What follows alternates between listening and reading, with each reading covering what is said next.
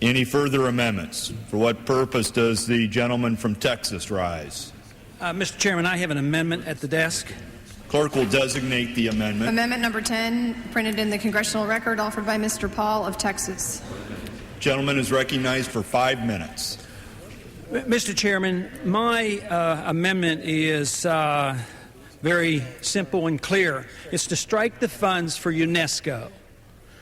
We have been out of UNESCO since 1984, since President Reagan took us out of UNESCO, and the proposal now is that we rejoin, and this strikes the funding, which I think is a good idea. I think the UNESCO was started with a bad idea.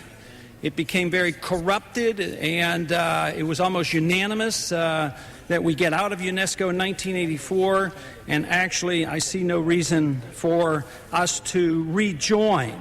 But let me just mention a few things that UNESCO is involved in.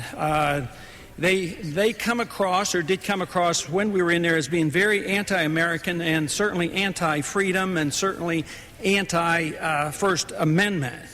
UNESCO's main function is to meddle in the education affairs of individual nations, and proposing global school curriculums, something that we hardly need. One of the publications put out from UNESCO, it describes rather well what their intents are. And the publication is called Toward World Understanding. And let me just quote from that. One of the chief aims of education today should be to prepare boys and girls to take an active part in the creation of a world society. Further quoting, as long as the child breathes the poisoned air of nationalism, education and world-mindedness can produce only rather precarious results. As we have pointed out, it is frequently the family, it says, that infects the child with extreme nationalism. The schools should therefore use the means described earlier to combat family attitudes. Now that's coming from a publication put out by UNESCO and states one of their goals. And I might just remind my colleagues who was the founding Director General, and that happened to have been Sir Julian Huxley. Now Huxley helped to write some of the goals set into UNESCO, and he happens to be a believer in eugenics. But let me just quote from him what he thought this organization should do. He says, the general philosophy of UNESCO should be a scientific world humanism. And those words have not been changed. They still exist in these documents. They haven't repealed those concepts. And he goes on to say, in its education program, it can stress the ultimate need for the world political unity and familiarize all people with the implications of the transfer of full sovereignty from separate nations to a world organization. So they're rather explicit on what the goal of UNESCO is through the educational process.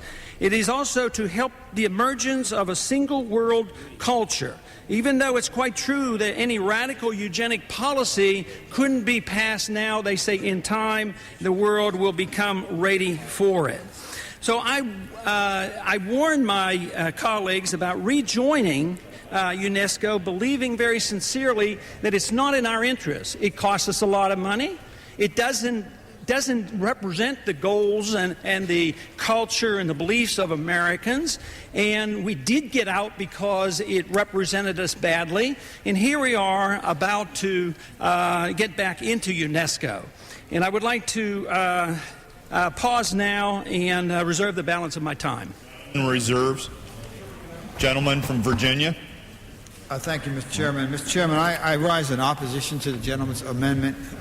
Does the motion strike the requisite number of words? Gentleman is recognized for 5 minutes. The bill includes $71.4 million for the United States to join UNESCO. There was a vote, I believe, last Congress whereby this issue was voted on. I believe it was offered by Mr. Hyde of Illinois. This was an initiative that President Bush announced last year. The U.S. withdrew from UNESCO in 1984 when the organization was rife with corruption and an anti-Western bias. The organization was mismanaged and was not working with regard to the national interest. Since that time, the Bush administration believes that the organization has undergone a number of reforms. The current leadership is committed to sustaining these gains and is committed to fundamental human rights and democratic principles. The Bush administration believes that participation in UNESCO will allow them to be engaged with the international partners on a host of critical issues. And therefore, I would urge my colleagues to stand with the Bush administration on this initiative and reject the gentleman's amendment. I yield back to Gentleman from New York, I rise to strike the last section. you're recognized for 5 minutes. Thank you. I rise in opposition to the amendment. I think it's one of those issues where instead of removing ourselves from involvement, we should be doing just the opposite, and that is involving ourselves even more. UNESCO aims to promote peace and security through facilitating collaboration among member states in the areas of education, science, and culture. The following is a list of UNESCO's areas of activity, an example of its work in each area. In the area of education, for instance, UNESCO promotes literacy in post-Taliban Afghanistan by providing schooling materials and assisting with the reconstruction of institutions. In communications and information, it promotes press freedom and independent media in Afghanistan and Bosnia-Herzegovina. In the area of culture, it has encouraged countries to sign the World Heritage Convention to protect sites of cultural significance within their borders. In natural sciences, it provides assessment of ocean conditions and resources for preservation. In social and human sciences, it promotes research and developing educational materials in HIV/AIDS.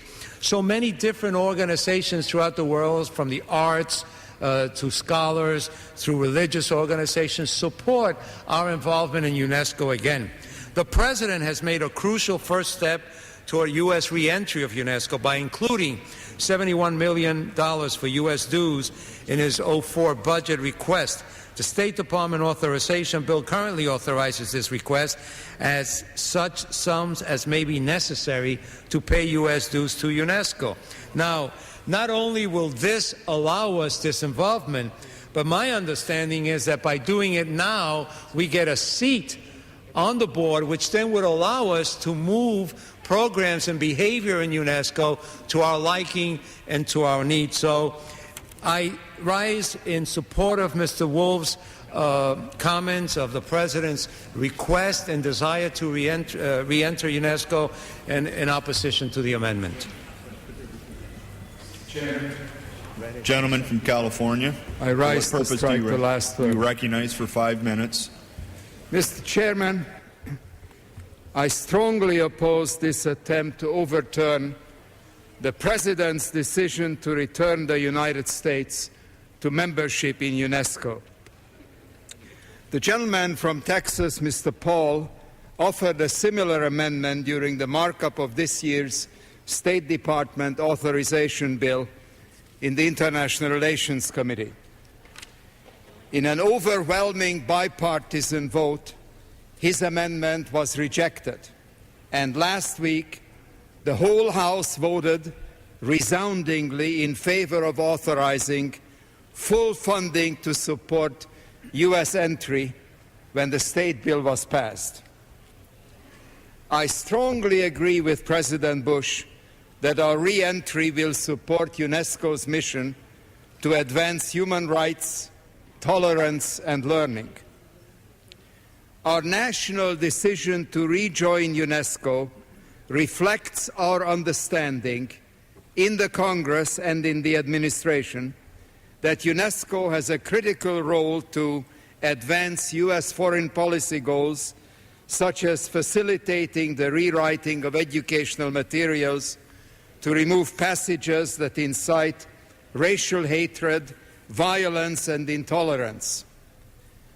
UNESCO will be a key to rebuilding Afghanistan's educational system, and it is critical for establishing educational programs on HIV, AIDS, malaria, and other infectious diseases. UNESCO has undertaken massive management reforms under the leadership of its Director General, Mr. Matsura of Japan. The organization has achieved a huge cutback in its staffing, has held its budget to zero nominal growth for many years, and has eliminated what used to be a corrupt structure. It is critical that the United States, the one remaining superpower on this planet, resume its seat at the United Nations Educational, Scientific and Cultural Organization. When UNESCO was founded, Mr. Chairman, at the end of the Second World War, its motto was, "It is in the minds of men that war begin, and it is in the minds of men that the defenses of peace must first be constructed." This was never more true than it is today.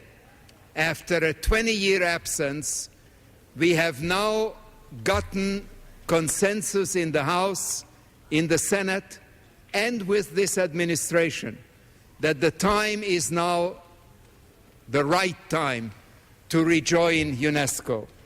And I strongly urge all of my colleagues to vote against the amendment and to support the President's decision to return the United States to UNESCO. And I earnestly hope that this issue can finally be put to rest. I yield back the balance of my time. Gentleman's time has expired. Gentleman from Texas, for what purpose do you rise? Mr. Chairman, how much time do I have left? Under the rules, you use your 5 minutes or lose them. If you rise again to strike the last word, you'll be recognized. I rise to strike the last word. Without objection, you are recognized for 5 minutes. Thank you, Mr. Chairman. Well, let me mention once again that the amendment strikes all the funding for UNESCO. We have been out of UNESCO since 1984. President Reagan took us out of UNESCO, and that was a very popular move. Now, the argument now is that UNESCO has made some reforms, and therefore we should get back in. But their goals have not changed. And I've already mentioned some of the goals of UNESCO, and they're not beneficial to us, and they do not represent American ideals, and it's an attack on American sovereignty.